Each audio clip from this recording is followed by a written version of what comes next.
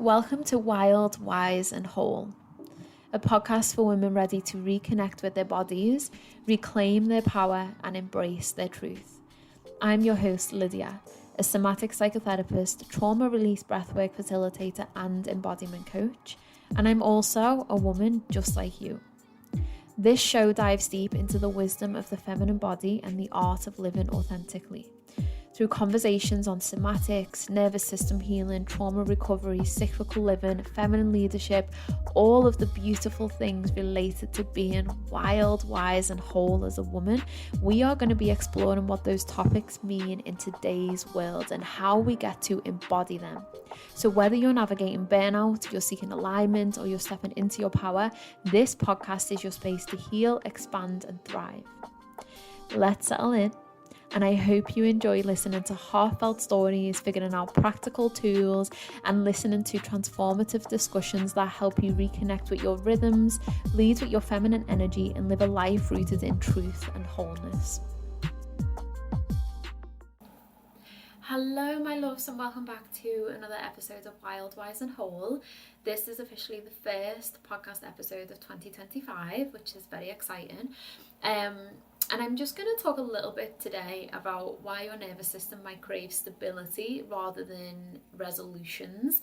And I'm also going to be talking a little bit about the difference between goals and intention. So if you are somebody who has some goals that you want to achieve, the ways that you can do that in a way that feels really good for your nervous system, and then also how you can set intentions that you can live into every single day that are going to move you towards your goals. So what we're doing is we're gradually building your capacity in your nervous system, and I'm going to talk about why this is really important to compared to like as we roll about into New Year, which I spoke about in my New Year podcast, how we can have like these rigid resolutions and we can have like massive behavioral shifts that we think all of a sudden we should be able to adhere to and we should kind of be able to stick to. But your nervous system actually thrives when it has stability, safety and gradual expansion. So one of the things that I've experienced in my own journey, and one of the things I work with clients with, is when we want to achieve something, instead of doing it like hard and fast, actually, especially in the female body, how when we gradually increase expansion in our nervous systems, we are able to hold more, which then means the goals and the behavior shifts that we want to achieve, they actually become second nature to the nervous system. And I experienced that last year in my own journey. There was so many things that I spoke about this multiple times, but so many things that I journaled on for years on end, that I done all of the things to try to achieve, to try to change, to try and kind of manifest into my reality. And actually the year of doing nervous system work brought a lot of that change into my life in a way that felt really sustainable and really safe for my body. And it just meant that I had the capacity to hold the change that I wanted, because change it brings new things into the nervous system for a short period of time. Like, that's something new for your nervous system to adjust to, that's something new for your nervous system to hold. So I'm just going to be talking a little bit about that and how we can do like body-led goal setting. So one of the things I just really love you to do before we get into this episode is I just love you to take a nice deep breath in. I just love you to exhale out with a sigh and drop your shoulders. And then if I was to say to you, what colour are you right now? The first colour that comes to mind, like, don't overthink it, just let it be intuitive. And then I just want you to get like curious about that colour. Like, what does that mean to you? What does that make you think of when that colour comes to mind? And that's just a really nice somatic check-in that you can do. That's super simple, super creative. I use that with my clients a lot. And this is a really nice somatic check-in if you struggle to notice the sensation or an emotion, because a colour might, automatically come to mind. And it's also knowing that there's absolutely no right or wrong. So I hope that was interesting for you and brought about a colour. So I spoke about in my last podcast how January is kind of positioned as this time for total overhaul, new habits, new routines, new you, which I'm not going to go into in this episode because I spoke about that in the last one. But I also acknowledge like the pressure of the New Year's resolutions and why often they can fail, and it's because we don't have that sustainability piece, and it's also because we are really overwhelmed. Christmas period, holiday period, But then as we come into January, like there's a lot for our nervous system to hold. So often we can fall off the wagon, we can lose motivation. And also if we're dysregulated, it means that when we try to implement all of these new habits that we want to do those all simultaneously, you know, if we're dysregulated, that's more for the nervous system to hold. And if we're already at low capacity, and all the way, so when I say capacity, what I want you to imagine is, a good metaphor to explain this, if you don't know what I mean by that, is, so imagine you have a cup, and imagine your cup is overflowing, so you filled it up way over like what you should do, and you've got water running down the sides, right? So imagine that your nervous system, like it's full, it's already over capacity, you've got water running down the sides of the cup, and then imagine you try to add more to that. Well, it's already full, so it's like, where do you expect that water to go? And it's the same kind of metaphor with your nervous system. So if your capacity is low, when you add more stuff into that, it's very hard for your nervous system to hold that. And just on the whole, like your nervous system perceives like sudden and drastic shifts as threat, not progress. So again, when we think about this from a perspective of the nervous system, and this is what I go into, or I'm going to be going into in my free webinar on the 19th of January around nervous system health and healing. I'm going to be explaining all of these different like phases in the nervous system and how each of those is amazing for you, but then also how each of them can relate, or sympathetic and your dorsal can relate to you being dysregulated and what that means. But when we speak in language of the nervous system, if something is sudden and there's a lot for it to hold, like a lot of change and a lot of quite drastic change, it can perceive that as a threat. So what that means is it can activate your stress response, or it can make you drop into your shutdown and procrastinate, because there's a lot going on. And I know that we think in this mindset of like adding all of these new habits is amazing for, you know, progress. If we overload the nervous system, and if you're already dysregulated, it's going to be hard to maintain those habits that you want to implement and that change that you want to do. So again, I've spoke about this numerous times in relation to my own journey, but I for sure was somebody, and I spoke about this in the last podcast, who every single new year was like new me, new goals. I would do all of the things, and I just, this year decided I do not want to do that. And instead I've set some intentions, you know, I have some like longer term goals for 2025, but I don't need to change everything about who I am and my life right now in order to achieve those, you know. And I feel like I'm able to hold so much more in my nervous system, so that feels like really good and really nourishing, and also like really achievable, which then is bringing me that life force energy. It's making me feel really like connected to where I'm going. It's making me feel really like motivated, versus when I was burnt out last year. I had like no motivation. It was really hard for me to stay on track with anything that I wanted to do. So let's bring your nervous system a little bit more into this and talk about why your nervous system loves sustainability. So the basics of your nervous system, right, is it's designed to keep you safe and regulated. Now, when we're talking about things like New Year's goals, when we're talking about, you know, changing our habits, when we're talking about doing the self-work, when we bring that word threat in, it can be counterintuitive. It's like, what? How is me wanting to do a change? Like, how is me wanting to go to the gym 5 days a week, right? How is that threat?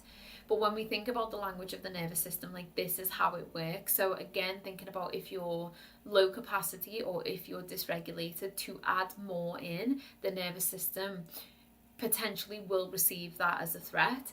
So its job is to keep you safe and regulated. So aside from that, if we just pause that for a moment in terms of our goals, its overall job in life is to keep you safe, and it's to keep you not regulated. Actually, it's just to keep you safe.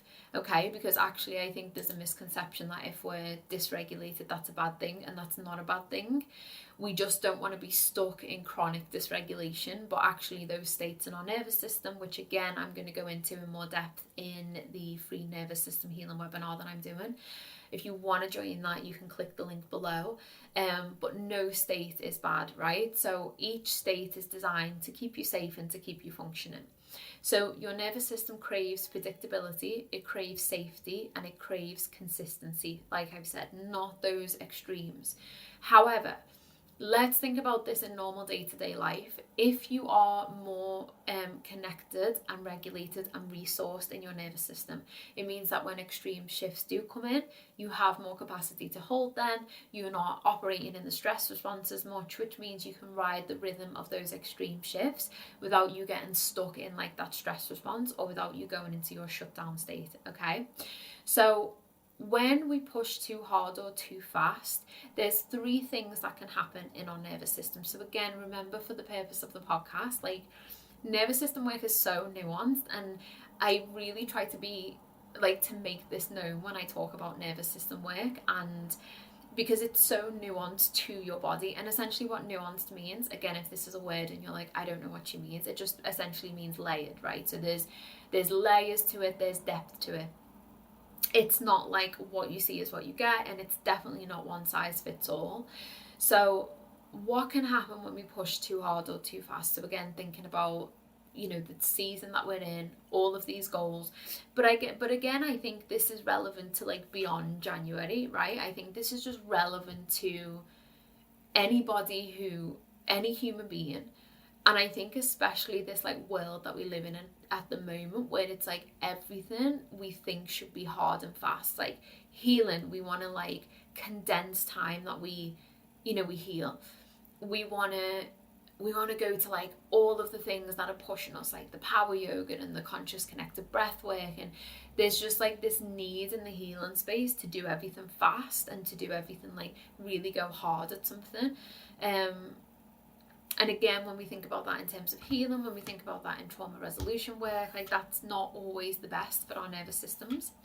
So thinking about January, what can happen is we can go into that fight or flight, okay? So we can overcommit, we can have anxiety around the goals that we want to achieve, so we can have like this low level anxious sensation in our body, and we can overcommit. So again, I'm going to train 5 days a week, I'm going to train 7 days a week, I'm also going to go to 2 yoga classes, and then I'm also going to get up every morning at 6 a.m.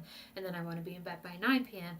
And it's just like we can overcommit to all of these things that we have to do. But I think also that's super relevant in our day-to-day lives. Like when we're dysregulated, especially if you're in your sympathetic, your fight or flight, which is where you're in that stress response, like that high functioning stress response, like a lot of people will overcommit, especially, and these are conversations I've been having recently, if you're a female business owner, a lot of them are cramming their diaries full. So very limited space and just saying yes to all of the things and committing to all of the things. And actually that has a detrimental impact on your nervous system. The other thing that can happen is you can go into your freeze. So you can go into your shutdown, avoidance, giving up, feeling overwhelmed. So again, remember, like I'm generalizing here, so just to give you like a picture of what can happen and why your nervous system loves stability. So if again, you go too hard, too fast into things, you're going to get that shutdown, you're going to get that avoidance, you're going to get that giving up after the period of time because you feel really overwhelmed.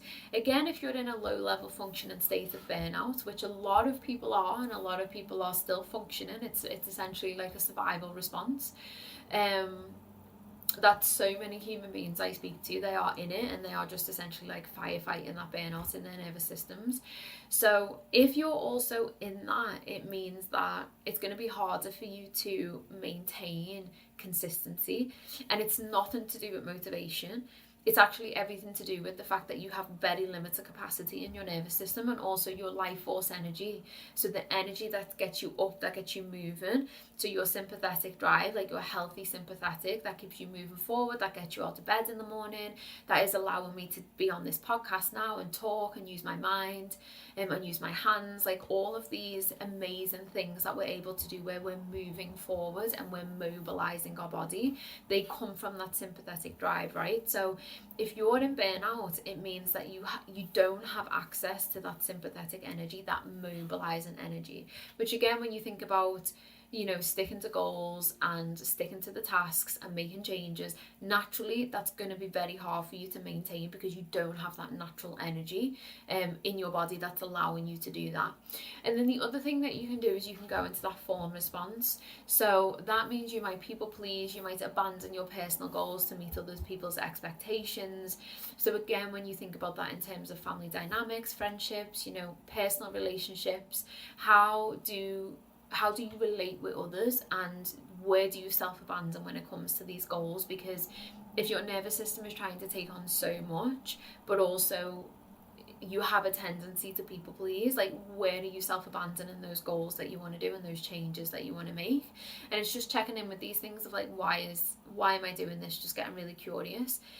And think of your nervous system, right, like a house foundation. Like if it's unstable, no matter how beautifully you like decorate the room, so think about the decoration as your goals and your habits, right? So imagine you've got this house, it's not stable, the foundations are really shaky, but you're going in and you're adding the furniture and the lights and you're making it aesthetic and you're adding the cozy features.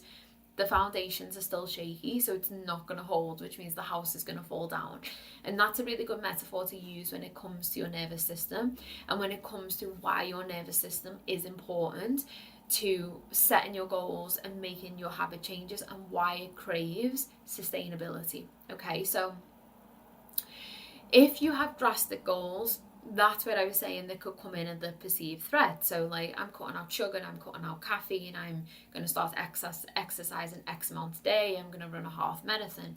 So when your goals feel too big, the body reacts as if it's unsafe. So again, this can be so subconscious, you might not even be aware of this. And to be honest, a lot of the work that I do with clients, a lot of the pieces that we end up connecting together is to do with their nervous systems, and they would never have thought that, which you're not going to. If you don't have this awareness about your nervous system, of course you're not going to think, me going to the gym 5 days a week is making my body feel unsafe.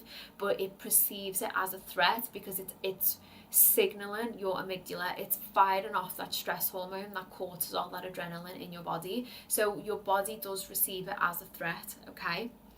So then also if you have a perfectionism tendency, if you're somebody who likes to do everything perfectly, this can bring you into the freeze response. So again, this can be a reason why you can fail with your goals, or you can fail with implementing long-term your habits, because a way that you might be activated into the freeze response through perfectionism is it's all or nothing. Like, if I'm not doing this, I might as well be doing nothing. And again, you can just kind of sit with this and reflect on this in terms of self, but it's like, I'm either all in or I'm all out. And if I'm not doing all of the things, it can trigger that freeze of like, I fail early on, and it can just make you completely stop doing what you're doing. And the reason being is, that's nothing to do with you in terms of you as a person and failing and not being able to maintain those goals and those habits, right? But that's more about your nervous system, like you've triggered that into a potential freeze response and when you bring that perfectionism like part of self in, or like belief around setting these goals, well, your nervous system is just like, well, okay, if I can't do everything, I can't do nothing. And it's like a deer in the headlights, right? And you almost just like stop. And this is one that I see is very common for people. And I myself this was mine for sure. Like, I always would like get so far with something and then I would just completely stop. And it's usually when I was in that all or nothing mindset. And then when we think about lack of safety, thinking about this in terms of like our stress patterns, and if we've experienced trauma, just like our patterns in our nervous system and our body, right? And again, as I say this, like, this is why R&R is such a amazing program. Like, if you don't know what R&R is, it's my 14-week nervous system healing program, and it's so phenomenal because it's going to allow you to understand like what the hell is happening in your nervous system and how you personally are responding to things. So if we think about your stress response, if we think about your trauma responses, if you don't have internal safety in your body, the body will resist lasting change, because the things that you have in place now, even if they're a detriment to you, even if they don't feel good, even if they don't align with your higher self, if they create an element of safety, your body is going to resist changing them. Okay, so like just really hear what I say when I say that. So even if it's scrolling on your phone, even if it's having a drink after work, even if it's ordering a takeout, snacking on certain foods, I don't know, going on a dating app, whatever it is, right? There can be so many things that it is. Giving up the gym. If you don't have a sense of safety, the behaviours that you've got in place now, if they create an element of safety, even if they're detrimental, your body is going to resist changing them. And this again can be why change is so hard, because if there's some safety attached to what you're doing, you have to repattern safety in your nervous system, and you have to find new patterns, new resources of safety, and you have to build that in order to create change and come away from the behaviours that feel safe for you. You know, you'll see that meme on Instagram and it says like the body and the nervous system will choose chaos over something new because it's comfortable in chaos. And that's true. I've experienced that. I experienced that with clients, and so much of the work that I do somatically, especially if there's been an element of trauma included, or even if there's like ingrained chronic stress patterns, like we have to allow the body to find something new that creates safety. It's like an anchor to safety away from what they're used to, and then that's really when we start to see change occur. So they can just be some reasons why your resolutions might fail from a nervous system perspective. So again, let me go through them. Drastic goals, perceived threat, activating you into that stress response, activating that cortisol, that adrenaline flush. You know, that doesn't feel good for your nervous system. Too big, the body will see that as unsafe, okay? Perfectionism and the freeze response. The all or nothing mindset. If I'm not doing it all, I might as well be doing nothing. Oh shit, this is overwhelming. Deer in the headlights. Third, lack of safety in the body. Okay, so if the behaviours that you're doing now are creating a sense of safety or an anchor for safety in your nervous system, then when you try to move away from those and change that and create lasting change, you may find that your body is resisting that. As much as you mentally might want to do that, your body is going to push back on you until you create new anchors of safety. Okay, so how do we start to shift towards stability and capacity building? Just let me have a glass of water in a minute. So let's think about a new approach, because I think this is really good. And when I was thinking about this podcast episode, I was thinking about ways that we can like tangibly explore this. So what does stability look like in practice? Okay, and I think this was like another thing that was really important for me to reflect on and talk about, because I use these words so often, but actually what I want this podcast to be is a way that you can start to take actionable steps. So even if you never work with me, but you listen to this podcast, there's steps and there's practices that you can take away that are going to help you embody and start to implement the pieces and the things that we're talking about, right? So stability in practice looks like small sustainable steps. Okay, so chunking things right down and making it bite-sized and making it sustainable. I spoke about this in terms of my own journey last year. So one of the things that I done, which was very different to what I've done before, is I invested consistently in myself, but I didn't actually I didn't have. So previously in when I was a coach in the coaching space, I would pay like big amounts to work with coaches for, let's say, 3 months or 6 months, right? So it would be the big amount up front, and then I knew I had like a restricted time to be able to get what I wanted out of that.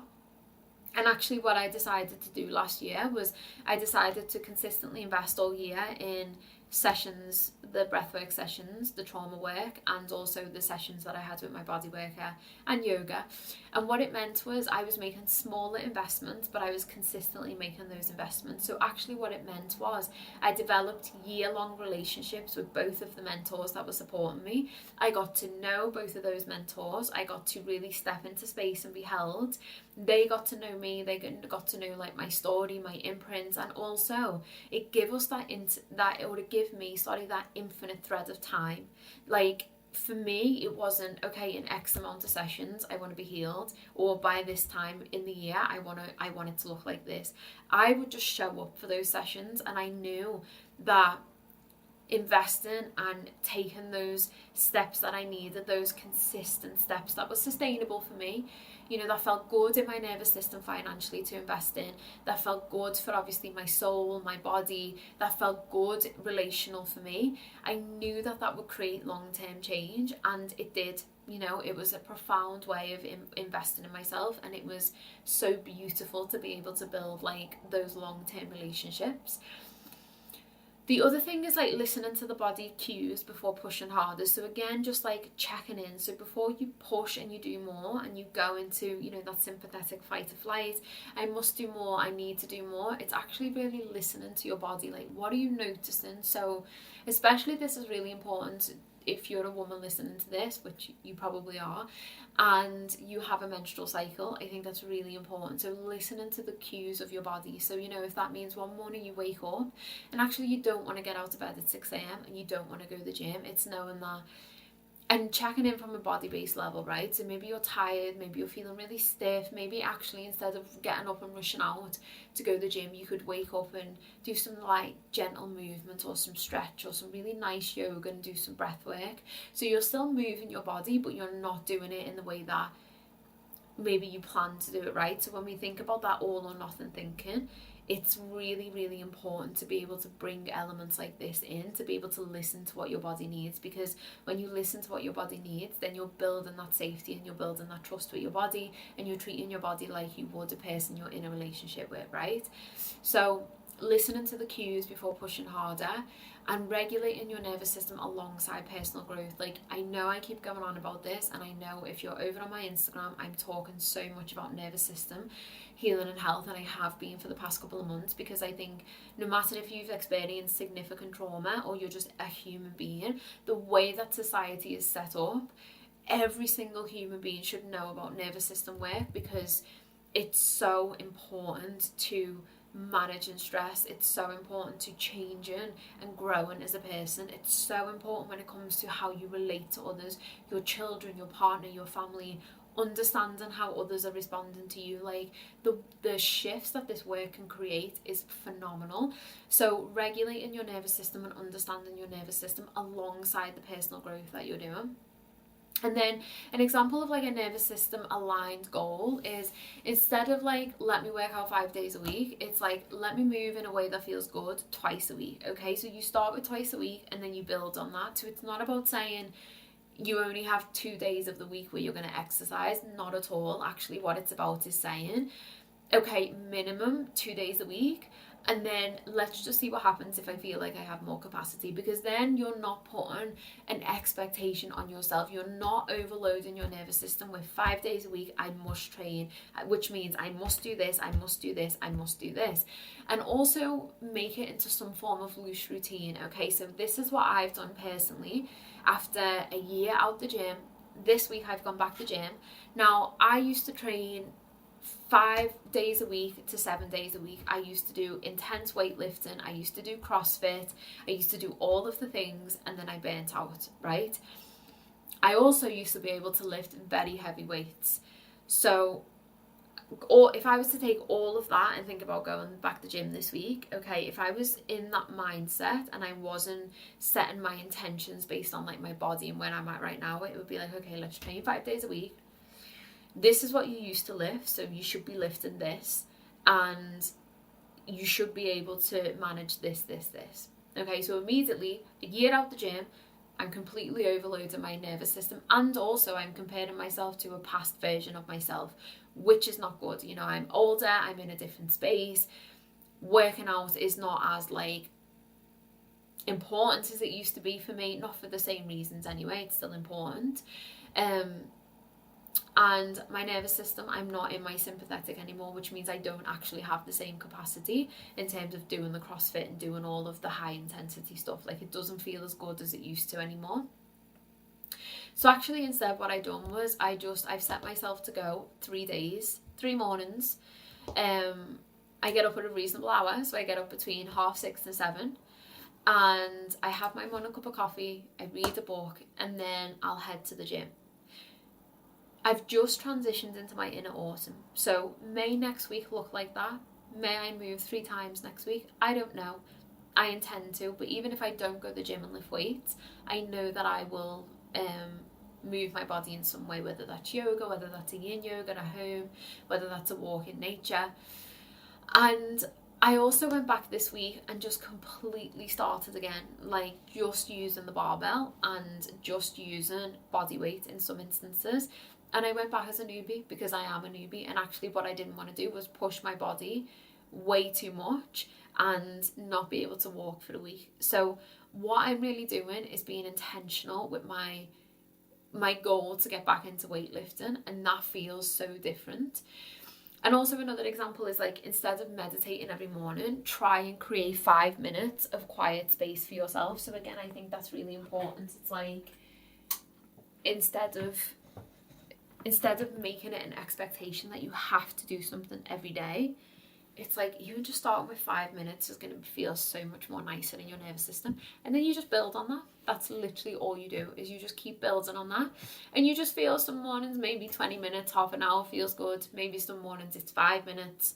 And it's just bringing your body into this process, right? And I think this is really nice, because if you were to do 5 minutes every single day for 28 days, you're going to feel different compared to if you do, or you tell yourself you have to do 20 minutes every single day. Like, which one do you think is going to last longer when we think about stability and when we think about the compound effect? I guarantee it'll be easier to stick to 5 minutes every day rather than I must do 20 minutes of meditation every single day. And you're going to build that in your body, and then 5 minutes is going to feel really nice, and then you might gradually end up going to 20 minutes, 30 minutes. So some tools for like body-led goal setting. So checking in practices. So when I speak about bringing the body into this process, you may be listening to this thinking, okay, but like, I'm disconnected from my body, so how do I do this? And this is why I've included this section, because I have got you. So let's talk about some ways that you can start to bring this in. So check-in practices. So before committing or before doing something, so whether that's your meditation, your exercise, your journaling, your movements, I don't know, cooking food, whatever it is for you, right? Before you commit to that, just pause and feel into it. Like, does this feel expansive, or does this feel contracted in my body? And I'm sure I said this in the last one, actually, in the last podcast episode. And just notice that. And you can use that colour analogy. Okay, so it's like, when I think about implementing this every day, what colour does this bring up? What sensation do I feel in my body? And then as you go about it, keep checking in with that. Like, does this continue to feel expansive? Does it feel contractive in my body? And it's just really noticing, like, what arises for you. And then to build capacity in your nervous system, like linking back to what I said at the beginning and why capacity is so important, like that overflowing cup analogy, is like, when we do micro shifts and we do like tiny accessible actions, they build a relationship with your body. So they also build like your capacity. So you're almost like, you're creating new evidence, like your nervous system is taking in, of like, you can do something, and it creates the compound effect. And I talk about this a lot with the girls in R&R, because when they first come into it in like the first couple of weeks, a few of them are messaging me and saying like, I'm still feeling this, or I'm still not getting all of this sensation in my body. I can still only feel my felt sense what feels like 10%, right? And I used to say to them all the time, or I'm still getting triggered at this, why is that happening? And I used to say to them, okay, so you've been in this program for 4 weeks. You've got decades worth of patterns in your nervous system and experiences that are in your body. And also your body and your nervous system is not just going to completely shift itself in 24 hours. And this is the piece with nervous system work that people don't really understand. And again, it links back to that hard and fast kind of perspective that we're seeing a lot in the nervous system, where we all want immediate gratification and we all want immediate results. I'm here to tell you that your nervous system, it does not work like that. Somatics does not work like that. And actually, if you ever see a somatic practitioner talking about like rapid shifts in like, I don't know, one session, you don't get me wrong, you can have big things arise in one session, but like change your whole life in like one session, you know? It's like, well, that's not really sustainable, because actually when we think about it from a body-based nervous system level, like it's like a relationship itself, right? So we have to build trust, we have to build connection, we have to keep showing up the same way we would for somebody that we're building a relationship where all of these qualities is very similar, that we have to build confidence, and that in turn creates safety and capacity in the nervous system when you keep implementing these small steps. So I say all the time to clients, slowly and small steps. This is not nervous system work, unfortunately. It's not the big sexy work. It's not the big sexy thing you can go on Instagram and you can be like, boom, I changed my whole life in 24 hours. It's like, it takes you showing up repeatedly for yourself, for your body, for the change that you want to create, to see change in your nervous system. And don't get me wrong, like the girls are seeing shifts. Like we're only halfway through R&R and they're seeing shifts. And I think one of the conversations that I kept having with the girls was like, you need to understand 10% being online, being able to connect to your body, 10% when you've been so disconnected from yourself. Like if you're somebody who's got PTSD or CPTSD, which a few of the girls in R&R have, they've spent their whole lives with these like symptoms, they've spent their whole lives disconnected. I'm like, in 4 weeks for you to now start to be able to track your felt sense is phenomenal. And I think we need to kind of change how we see like results or progress in the somatic and nervous system space, for sure. And you know, these micro shifts that we're experiencing, they're actually so good. And honestly, like in sessions with clients, I'm forever their biggest cheerleader. Like I'm always telling them when they come in, if they've done something, I'm like, I'm so proud of you for that. And often they'll just look at me and be like, Lydia, it's not even a big deal. And I'm like, no, it is a big deal, because actually you've interjected a pattern there. And when you keep doing that, when you're aware enough to keep doing that and keep choosing something new and keep having those micro shifts, they are all adding up. And one day you are going to come into this session and you are going to tell me something is completely different to how it used to be. And it works, and it does happen. So I think we really need to like appreciate these micro shifts, and we need to be aware of these more in our lives, right? And then the other thing is like anchored in safety. So I'm sure I said this again in the last episode, but how can we set goals from a place of self-trust rather than self-criticism? So, or even just like self-expansion, right? So like instead of being like, I want to go to the gym because I want to lose weight, it's like, okay, let's check in with that narrative. Let's check in with that intention. How does losing weight make you feel? How does your body make you feel? Okay, so then some people might be like, well, my body doesn't make me feel great. I feel actually quite negative about it. And then it's like, okay, so tell me about losing weight. Like, how does that feel? What does that mean for you? Well, the end goal I think will be good, but actually it means, you know, it's restriction and it's going to the gym. And you know, I used to find this when I was a PT actually, and I'd have these conversations with clients and it'd be like, and I'm working full time and I'm a busy mum, so I've got 2 kids, so I also need to fit the gym in, and then I need to meal prep and I need to do all these things. It's like, right, okay, well that feels like a lot. And also the potential undercurrents of the reason why you're doing that are because of self-criticism.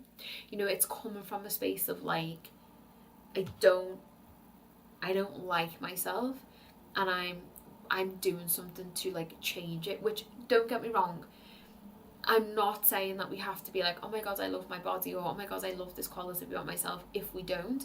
But it's like, how can we shift that intention to, instead of going to the gym because I hate myself and I want to lose weight, it's like, how can I go to the gym and exercise to move my body because I want to be here longer for my kids, or I want to be able to do the garden when I'm an old lady. I want to have the mobility in my body. So you see, like, the goal is the same, but we're anchoring it more in an intention that is going to feel safe in your body, because self-criticism and self-judgment and shame is so fucking dysregulating for the female nervous system. So if we are taking actions and setting goals from a space of shame, there's healthy shame, but a lot of the time, and I speak about this in a podcast episode that I'm going to be bringing out soon, women's natural default, I believe, and Erin, the other somatic practitioner, believes in women is shame, because we have generations of women being shamed and silenced, and that is in our nervous system, it's in our bodies, it's in the remembrance, right, and the resonance of the women who came before us. So there's this like natural default of women feeling ashamed of themselves, of things about their femininity, of their body, of their voices, of their needs, of their desires, of their sexuality. So it's actually, when you think about how can we set a goal from a space that's not bringing this like low level emotional attachment of like shame online, even if it's like so subconscious, right? It's like, how can we do that? And how can we kind of move towards something that feels more loving, and something that feels even like less criticism, right? Because then it's going to anchor you in safety. If we can move away from the criticism and like the shame or the belittling, or just like wanting to inherently change something about us that we really dislike, and do the same action but from a space of like trust or growth or compassion, it's like then we're able to anchor in safety, right? Which is going to feel so good for the nervous system. So I hope that little bit has been super helpful. And then now I just want to go into like a little bit about the difference between goals and intentions. And I did originally write these 2 episodes down to be different, but I think they just work really nice.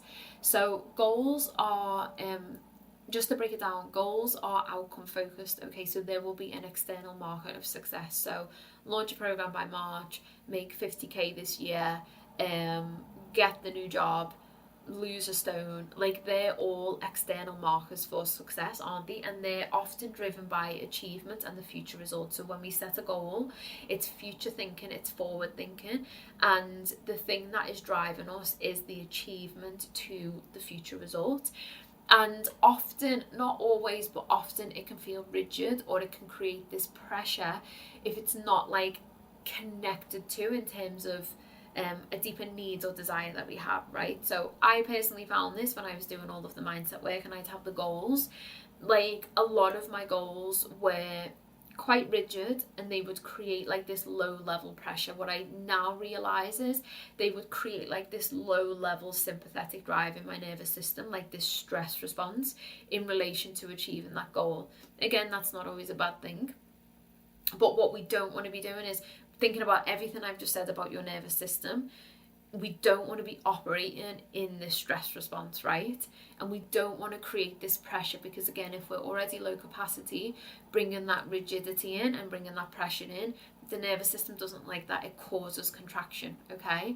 So intentions are process focused. So this is the biggest shift. Goals, outcome focused. Intentions, process focused, okay? So they're rooted in how we want to feel and we want to show up. So again, just an example is the last quarter of last year, I set 4 intentions to live into. It was stability, softness, peace, and there was something else. I can't remember what the 4th one was. And every single day I woke up and I intentionally felt into and connected to each of those intentions every day. And that's the difference. If I had a goal to create stability, okay, let's say that was the goal, that would then create all of these different actions that I had to do every single day, when actually my intention was to feel stability. So then I was able to wake up every single day and just get super curious about like, how have I felt a sense of stability today? And I could literally be like, knowing that my rent was paid for the month, or knowing that I had food in the fridge, opening my bank account app and seeing that I had a surplus in my bank account. So these are all ways every single day that I was able to embody and connect to, and my nervous system was able to connect to that intention of stability. And you see how different that is if I was to set that from a goal. And then I was to be able to be really grounded. And what that did was it created so much expansion in my nervous system, so much expansion around that intention, which meant actually in my life I was stable. So intentions can be way more embodied, and they can be connected to present moment experiences, which I've just said. And they also encourage self-trust and inner alignment over external validation. So that's the other thing as well, which I think is really important, is we're not looking for that external validation when it comes to our intentions. What we actually might be looking for, and it's really nice to notice, is, like I've just said, like real time examples of where that intention is there, and then we can take a breath and just really be in that. So just thinking about how the nervous system may respond differently to goals versus intentions. And again, you will know in your nervous system, in your body, how you are as a person, okay? So you take everything that I'm saying. If it resonates, it resonates. If it doesn't, it doesn't. There's no right or wrong, okay? I'm just speaking from like an educational perspective here, and also like from a lot of the work that I've done with clients and a lot of the work that I've done myself. This is something that is super, super relevant. So goals can trigger dysregulation. I've just gone into that, the reason being, but again, just to kind of recap, they feel too big or too forced, perceived as a threat, if there's a pressure to achieve it, and it's an all or nothing thinking, or perfectionism, can create a freeze. And they can also feel like disconnected from the body's capacity. So again, thinking about that thread of connection between what's happening, introspection in your body, and then what is then being manifested and put into your external reality, right? So again, if you are somebody that's like, right, okay, there's all of these goals and all of these things that I have to do, that can actually be quite disconnected. So the external, what is happening in your life, it can cause a disconnect to what is actually going on internally, and if you have the capacity to do that. So sometimes when we set goals, we can kind of disregard where we're at. And I spoke to a lot of clients, and also I was guilty of this myself last year. And I speak to a lot of people where they're like, I know that they're dysregulated. And a lot of clients, I'll be like, okay, you're really dysregulated. Like you're on the cusp of burnout. If not, you're like highly functioning in burnout.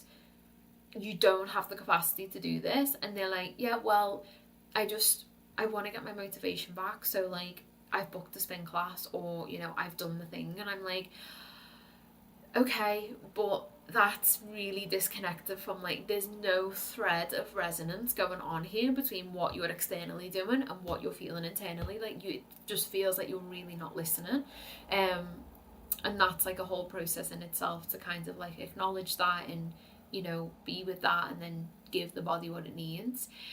And then intentions support regulation, because again, more safety, more self-connection. I've explained the safety piece, but just thinking about how connected they are, again, that link between introspection internally, externally, what's happening. There's less urgency and more permission to just evolve over time. And I think in somatics, this is like so beautiful and profound. Again, this is something clients say to me all of the time, a lot of the time on the first session. I'll sit down and they say to me, I'll be like, do you have any questions? And I know they're going to ask this question, and they go, so how long will it take for me? And I'm like, I always laugh at that question. And I'm like, I'm not laughing at you. I just smile, because the amount of times I get asked that. And I will say to them, I don't know. I don't know how long it's going to take for you to get to where you want to be, because I don't know what your body, I don't know what your body's going to bring into space. I don't know how long it's going to take for her to trust me. I don't know how long it's going to take for her to give permission to step into space, to start to bring things up. I don't know how deep this stuff is. I have no idea. And actually what we're on here is we're on a process of evolution. We're returning you back home to yourself, like this is not a process where it's like, okay, in 10 sessions you're fixed. Like, would be lovely if we could do that, would have saved me a year of therapy, but that's not the process when it comes to somatics.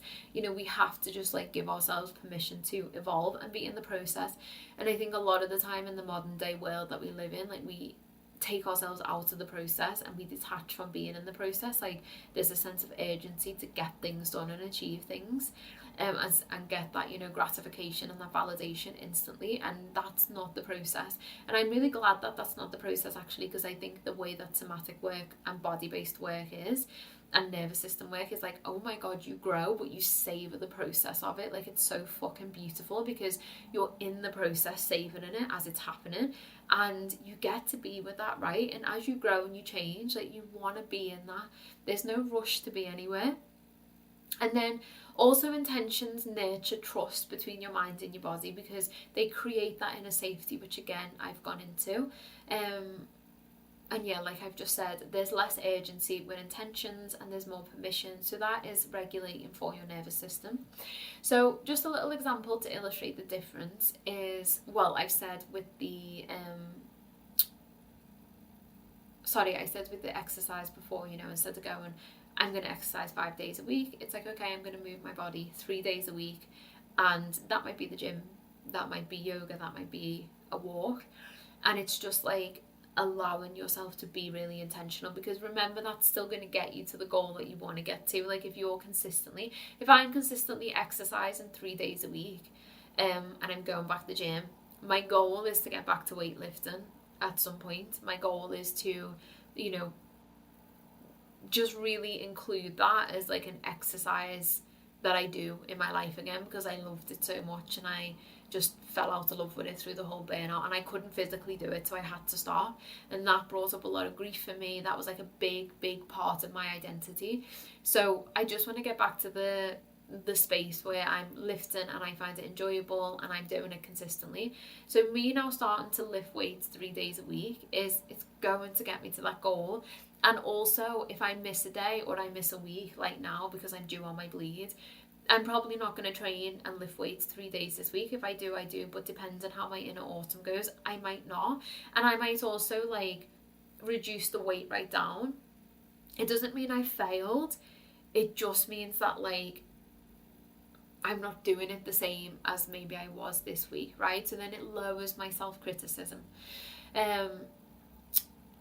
And I think it's not about choosing one or the other. I think it's about integration, and I think that's just really important to say. I think it's like goals give you the direction and intentions anchor the why and the how, right? So let me just say that again. So goals are the end direction and the end thing that we want to achieve, and your intentions anchored in the why and the now. So it's like in somatic work, when I work with clients, we have the end goal. I ask them about that, like, what would be your best goal from working with me, and then from here to how we get there, it's just about being super intentional with what is alive in the room and what the client is bringing into space.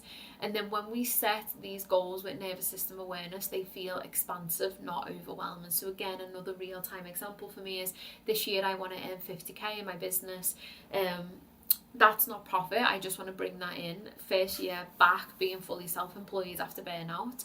And I want to set my business up in a way, it's not even about the money actually, I just want to set it up in a way where I am able to earn, and I'm able to, like, you know, I'm living on my own. I'm a solo woman living on her own, so I have certain outgoings for my business, for therapy, I have certain outgoings for, you know, to live my life, and I'm covering that solo on my own now. So I kind of just loosely looked at a figure that I want to achieve, and I was like, okay, that feels really doable, it feels really accessible with like the offers that I have at the moment, and it actually feels like really expansive and it doesn't feel overwhelming, where usually in the past when I've set like financial goals in my business, it's felt really like overwhelming, and it's created this pressure. And actually, regardless of whether I hit that or not, that's just kind of like a loose end of year goal for me to work towards, and it's just going to help me build consistency in my business. It's just going to help me see what's working, what's not working,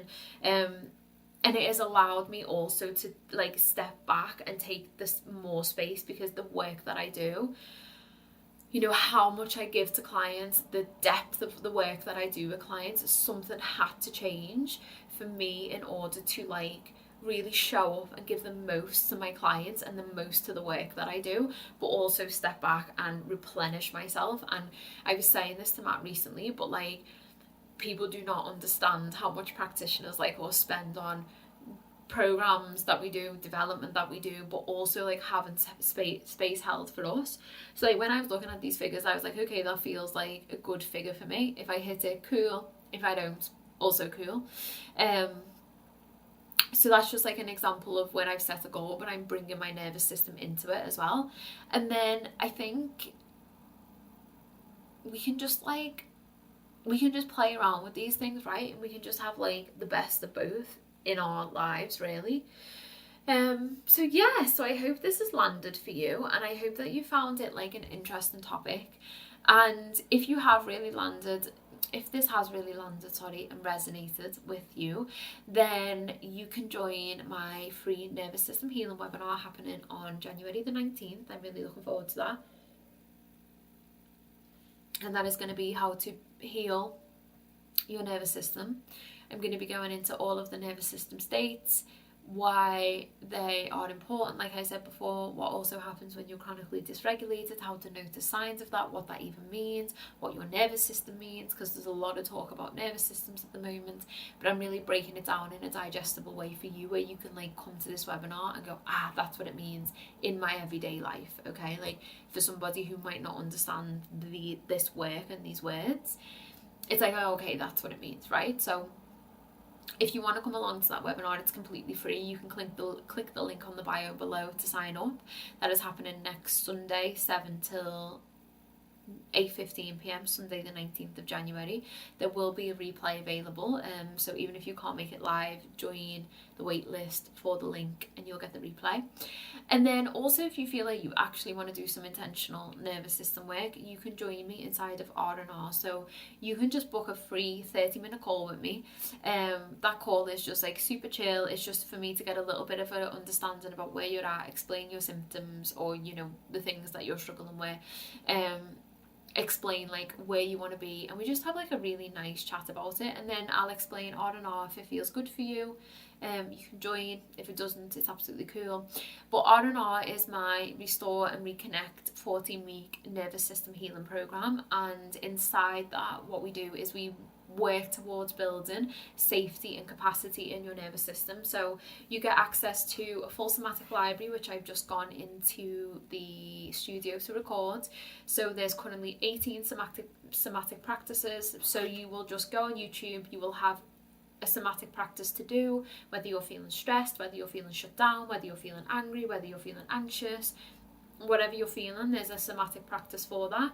There's some really beautiful guided somatic practices, like shaking, unwinding, and I'm also going to be recording, I think, 5 different breathwork sessions, safe space visualization, NSDR, which is non-sleep deep rest, that you can go and listen to, body scans. All of these lovely things will be very somatic and bringing in breathwork to help regulate and soothe your nervous system and build capacity. So that's amazing. And then also you get obviously the coaching, the integration, the live calls to help you build over the 14 weeks safety and capacity and help you start to regulate and connect to your body more. So it's an incredible program. I'm very, very excited for the second round, and I'm very excited to just see like where R&R goes this year, because I just feel like I've created a program that is super intentional and like really can just help everyone, because everyone, I believe, should do nervous system work. So if you are somebody who wants to expand your capacity, regulate your nervous system, regulate your emotions and understand your emotions, and just build more safety and have more connection to yourself, your life and those around you, then feel free to book a free call for R&R using the link below. And yes, I would very much invite you to reflect on your intentions for like the year ahead. What are your intentions versus your goals? And I would love for you to share your insights with me. So you can do that over on my personal Instagram, or I've set up an Instagram for Wild, Wise and Whole now. So you can also head over to there and share your intentions with me, and I will put some journal prompts.